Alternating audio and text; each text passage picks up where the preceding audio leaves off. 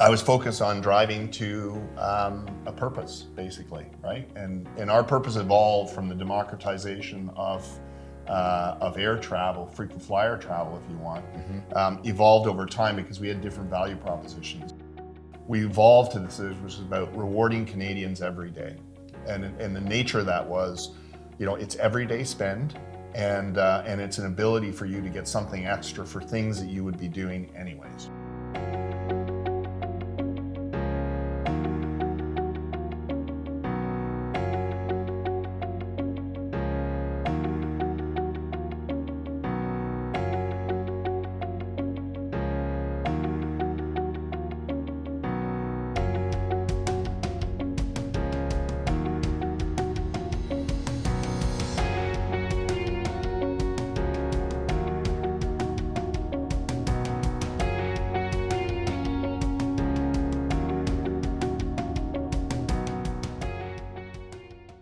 The one thing we do say that a brand is, in many cases, a company's most misunderstood and underleveraged asset. Mm-hmm. It actually does sit on the balance sheet, often in goodwill, but Yeah. you can point to what the value and the worth of, and therefore the leverageability of that asset may be.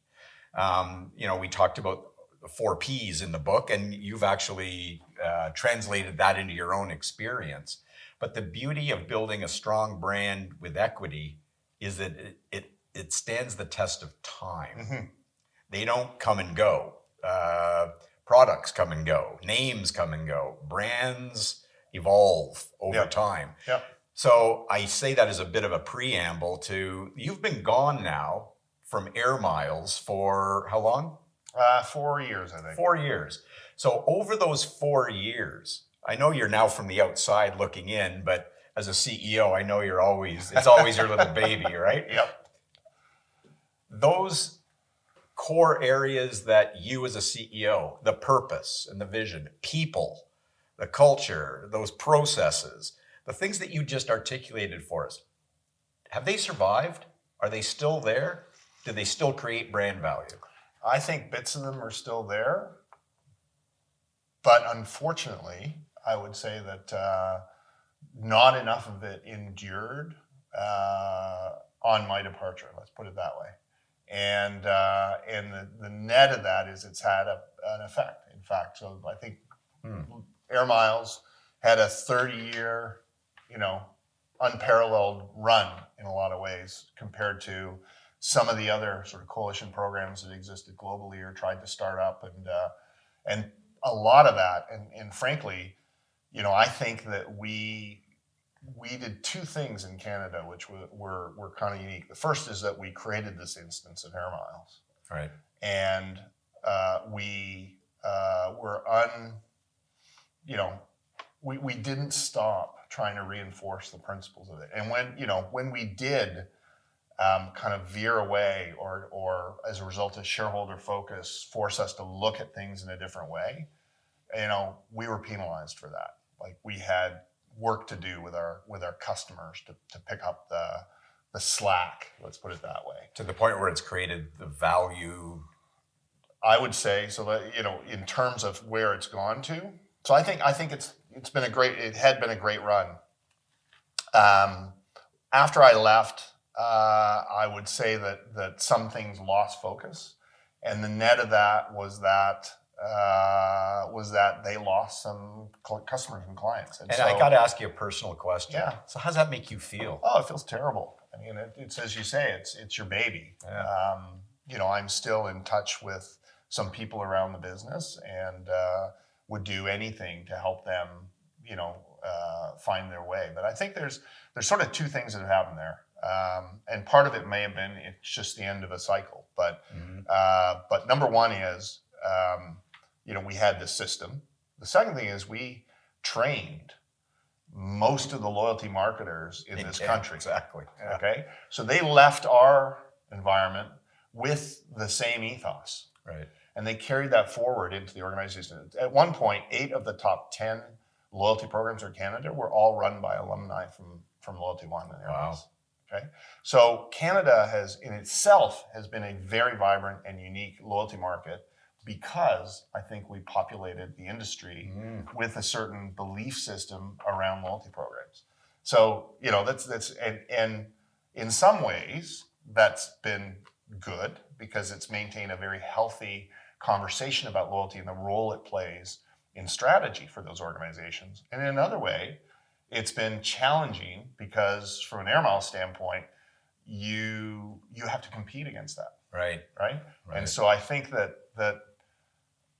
there's a cycle in there, and it's in a cycle where it needs to reinvent itself and develop to whatever coalition 6.0 is, because it's probably where it's at this point. Yeah. And I'm very hopeful that the management team over there is successful at finding a way to reinvigorate that business in new and unique ways. And I think the team's got some very interesting ideas.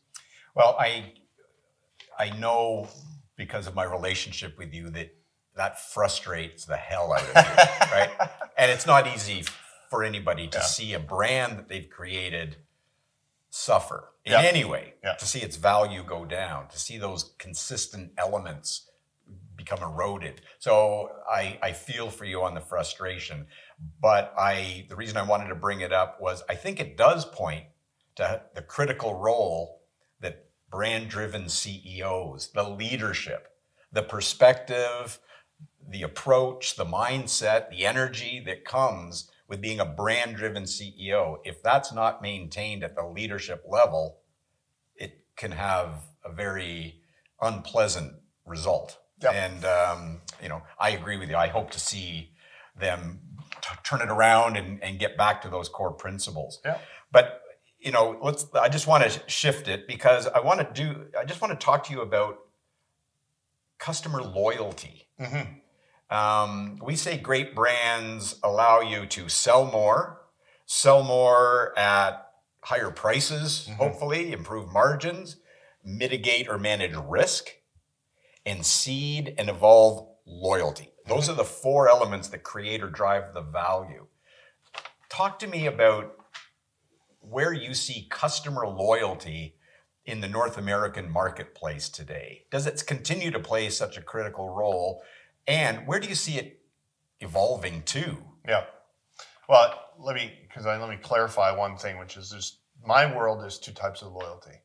So there's customer loyalty, which I call big L loyalty, which is the loyalty the consumer actually displays towards a brand or a company or a service. Yep. And then there's customer loyalty, let's call that small L loyalty, which is programmatically how you support that and focus on that as an organization. Right. So I think that the big L loyalty, like the baseline behavioral psychology of how people have, emotional connections to brands or systems or whatever else, despite the economic times we're operating in today, which I think, there are some big things that come along that move the pendulum a little bit or a lot. I think that still is an inherent value that people have, and that I think it's still very, very relevant. So then you move to the other side, and you talk about how you engender that or how you work from a corporation or brand standpoint with a mechanism which is meant to literally address that and kind of drive it or support it in one way or another. And on that side, loyalty programs, programmatic side of things, is never been as busy as it is today. The models might be evolving, the use of technology and how they enable that is evolving. I think that there's a rich. You look back 30 years ago, 20 years ago, one of the things we did was really create the dialogue and sort of bring companies together that were trying to do it. So we had a colloquy conference we used to run, it was not a selling event. And we were inviting our customers down, but also people in the US who were running programs for MGM or for the airlines, and it was a place where on a peer-to-peer basis, operators of these programs were meeting. And why were we doing that? Because there wasn't a dialogue that was happening in the industry. Right. And so today, super rich environment. There's a lot of associations and people out there who are having conversations and helping organizations be more successful at their loyalty initiatives. So I think it's still, the value I think, which is create a platform for dialogue. Create a platform where you can actually express and recognize your better customers, right? Find a way that you have an alternative value proposition which can flow through, which creates more interest. Drive, experiences in which align neatly with your brand, or which reinforce for your core customers, the brand experience. Right. That kind of platform, that kind of view, whether it's points, whether it's experiences, whether it's tiers, the magic is that there's so many levers to pull. Right. And really the expertise is thinking about, what am I trying to do? What's the purpose and the place my brand needs to live? And how does customer loyalty, small l, support that in a way that drives true loyalty to a brand? Well, it's interesting what you've just said, because I think back on a couple of comments that came from some of my MBA students at Queen's this past year. Yeah. And they said that loyalty still exists. It just exists until I find a better alternative. Yeah. So the idea, the concept of loyalty, meaning, I get married and I stay married forever to a brand. It's something I will, fight for. They're saying I'm loyal to a point. To a point. Yeah. Whether that's access to information, whether that's convenience and distribution and purchase points, a whole range of things. You have to stay current on the technology side and how that drives experience. Yeah. And the digital natives that are those students, that's the expectation set. So if you're not constantly understanding what's coming down the pipe, remember I said a third, and we only did the first third. Yeah. The last third was innovation and having a long horizon to the business. And I spent time on that.